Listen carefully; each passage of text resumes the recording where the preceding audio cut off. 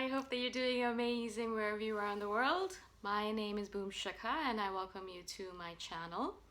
So grateful that you're listening, subscribing, and commenting. In this one, I wanted to speak to you a little bit about the digital nomad journey that I've been on and how right now it's interesting how the world is kind of becoming a little bit less open and a little bit less open to travel in general, open to cultures mingling, open to people traveling to different countries, and just in general, I feel like the world's being closed off a little bit more and more as time goes on. As a digital nomad, I don't know if you guys actually even know that term. We probably do. Digital nomad, basically a nomad who lives digitally, who works and makes their living online. And so basically, they're location independent. They can just be anywhere in the world as long as there's an internet connection. And so I've been location independent or a digital nomad for 3.5 years now. So I've been living away from Canada, Toronto, where I was before that. And the only real things that I had to worry about were, where do I want to live next? I would think about where I wanted to live next, and then I'd find a place and figure out the visa situation of the country, move to a particular place, rent a place, whatever it might be, and then live there for a few months and then move on to some other place, deciding where I want to go next. And then I love Chiang Mai so much that I've been in Chiang Mai for so long now. I've been moving around and traveling a lot, but mostly I've been spending all of my time in Chiang Mai, Thailand. Nowadays, though, because of the coronavirus, it's fascinating to me how the whole dynamic of being a digital nomad is completely convoluted, has completely changed.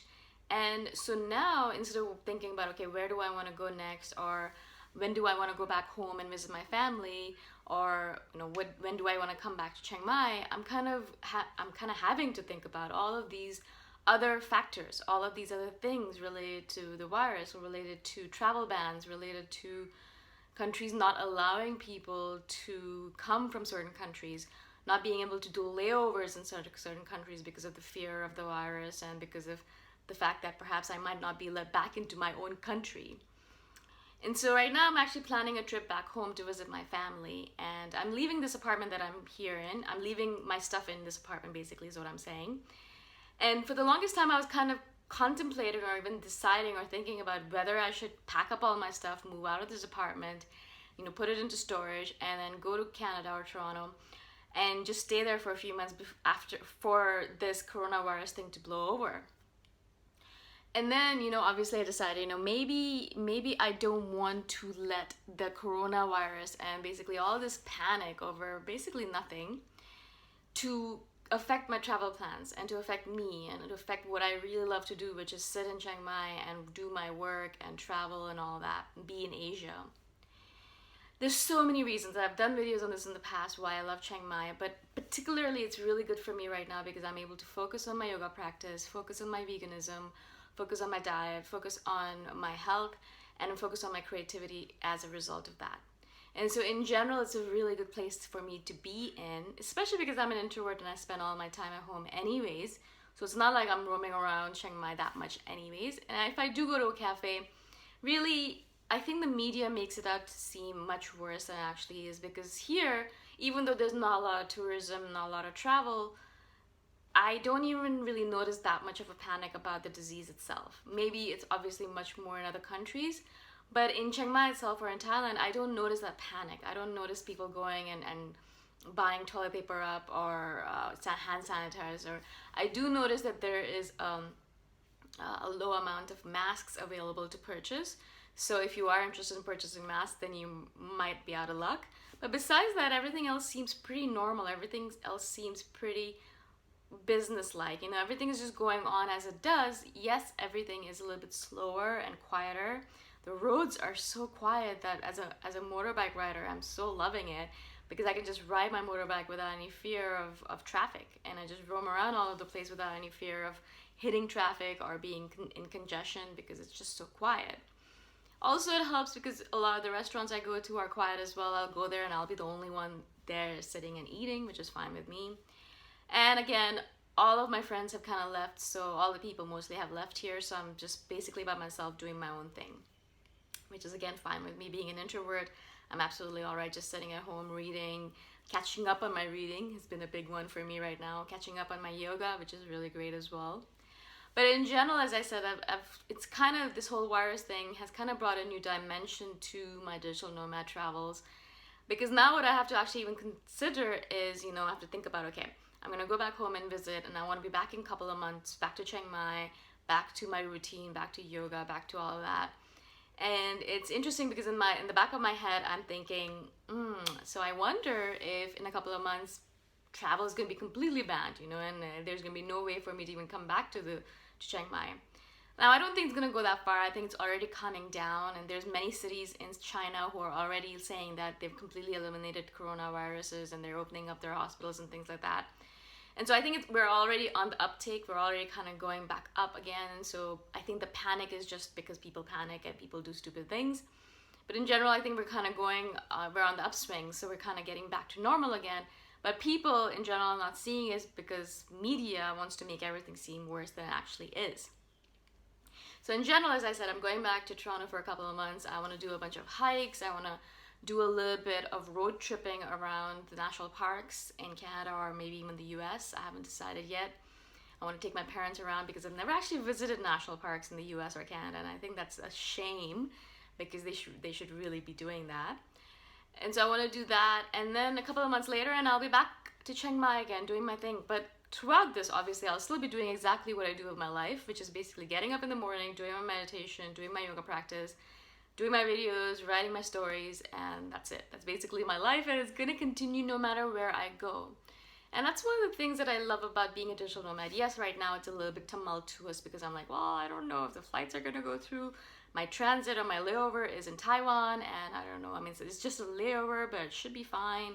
I'm not necessarily worried about getting the virus itself because I'm strong and my immune system's pretty strong.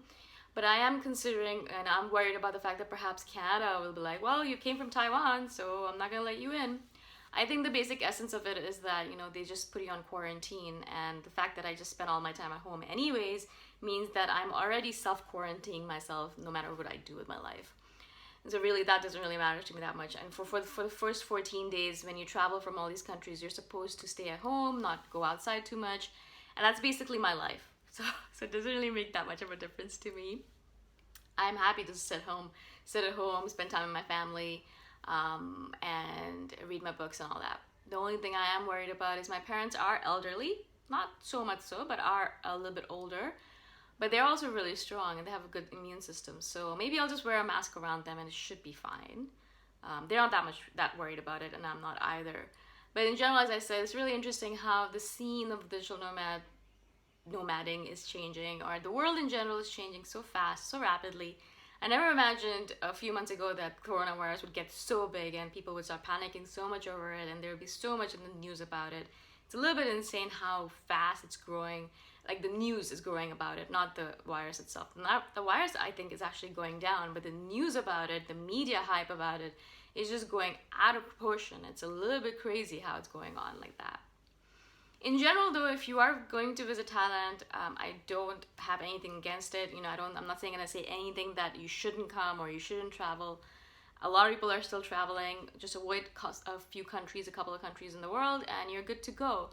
And so really, I think people should just stop panicking and stop hoarding things which are completely unnecessary, and just realize that the media always makes a bigger deal out of things than it actually is. Hopefully I won't be chewing these words, not chewing, swallowing. Hopefully this won't come to bite me in the bum again, and I will be able to come back to Chiang Mai in a couple of months. But this is just the interesting thing that I want to share with you, is that, living on the road like this, not really living on the road, but being in different countries and moving around a lot, kind of puts a lot of different things into perspective, and also it kind of brings a lot of different things into view that I would never even think about previously. When I was living in Toronto, I didn't really care if there was a virus. Even the SARS virus, when it affected the world, didn't affect me as much because Toronto, or Canada in general, seems a little bit isolated from all of it. And so really it didn't matter to me whatever happened in the world. And now living in Thailand, being almost next to the epicenter of the coronavirus, is a little bit surprising and a little bit crazy how it's really affecting everyone and everything around me. I thought I'd share this with you because I thought it was interesting, and perhaps you'd be interested in seeing a perspective from me, who's actually living in Thailand right now at this moment, and seeing the death the dead scenes around me, the fact that there's no travel. And Chinese tourism is actually one of the main ways Thailand makes money. And so that's one of the reasons why Thailand's actually it's going to go into debt, and it's actually really bad for the Thailand economy, because a lot of Chinese tourists that would normally come all year round, especially to Chiang Mai, are not coming at all. It's basically dead. A friend of mine showed me a flight that she took from Taiwan back to Chiang Mai, and she was one of, I think, 5 or 6 people in the flight. It was completely empty, which is crazy, because usually those flights are full. Again, it's going to be interesting to see how all this affects the world in the future. I'm actually really excited to notice the effects of it, perhaps write a book about it. In general, I hope this is interesting and informative to you. If you have any questions about this, please do message me or comment below, and I shall do a video on it. Again, thank you so much for watching, for listening, for subscribing, and I shall see you the next time around. Bye for now.